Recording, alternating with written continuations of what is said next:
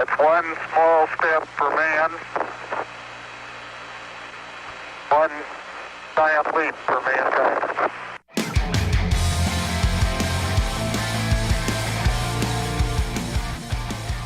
Today goes back several decades to a time, not even 1 month, after Neil Armstrong and Buzz Aldrin wandered around on our Earth's moon for their 3-hour journey into the history books. Hi, I'm Chris May, writer, producer, and host of This Day in Weather History, now in its second year from the Weather Network in Canada. Mother Nature takes no time out to reflect on humankind's magnificence. Camille formed in the Cayman Islands on the 14th, continued to intensify rapidly, then made that landfall on August 17th in Mississippi. This day in weather history. Hurricane Camille was the second most intense tropical cyclone on record to strike the United States. The hurricane formed in the Cayman Islands on August 14th and continued to intensify rapidly before making landfall on August 17th near Waveland, Mississippi.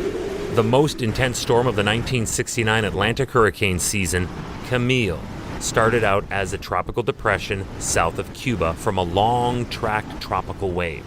Now, this is how it always happens.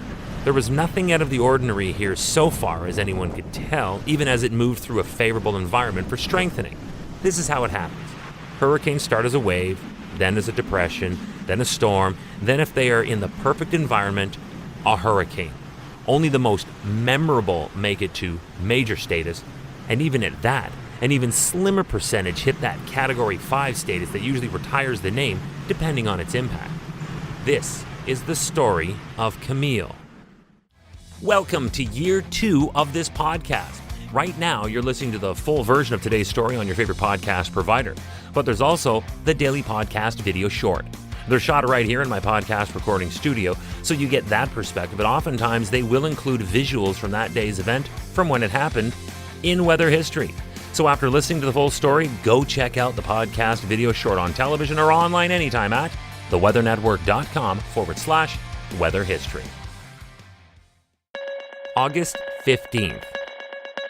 The tropical storm quickly intensified into a Category 2 hurricane before striking the western part of Cuba on August 15th. This is where it caught the NWS and Hurricane Center off guard, moving deeper now into the Gulf of Mexico. Camille underwent another period of rapid intensification here and jumped to a Category 5 hurricane the next day as it moved northwards towards the Louisiana and Mississippi region. Looking back, experts say that Camille's most shocking aspect was the speed with which it developed. It is unusual for any storm, let alone a major hurricane, to explode in intensity like this. Remember, Camille had only just formed on August 14th. It reached Category 3 status, which now classified it as a major hurricane just 1 day later on the 15th, and then the day after that, on the 16th, it skyrockets to a Category 5 strength. Then it was the way Camille moved. As mentioned off the top, 1969 saw the successful landing and exploration by humans of an extraterrestrial land on July 20th when Apollo 11 landed on the moon.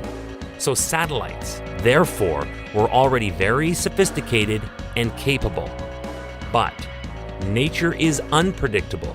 You cannot draw up a weather plan like you can the trajectory of a rocket. Camille defied a prediction that it would turn northeast toward the Florida Panhandle when it hooked left and instead headed for the Mississippi coast. August 17th. Despite weakening ever so slightly, this day in weather history, the hurricane quickly re-intensified back into a Category 5 hurricane before it made landfall a half hour before midnight in Bay St. Louis, Mississippi. It was a powerful impact as its barometric pressure was a crushing low of only 900 millibars, making it the second lowest pressure recorded for a U.S. landfall and is just one of 4 hurricanes to make landfall in the U.S. at Cat 5 status.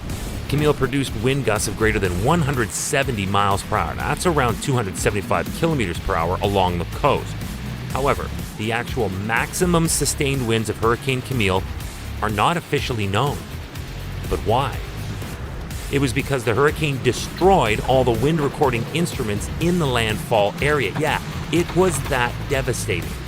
Camille caused tremendous damage in its wake, producing a storm surge of 24 feet or 7.5 meters, while it flattened nearly everything along the Mississippi coast, then causing additional flooding and deaths while crossing inland through Virginia.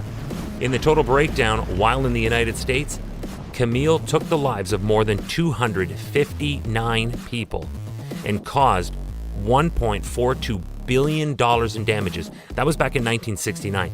That would be closer to $10 billion in 2020. And the worst of it will forever be remembered for what happened on August 17th, 1969. This day in weather history. Tomorrow is August 18th. And we are going even further back in time to the year 1931. We will look at what happened, how it happened, and the toll it took on property, people, and the perception of major storms, like the 1931 Yanchi River flood that we pick up in progress tomorrow, this day in weather history, with me, your host, Chris May.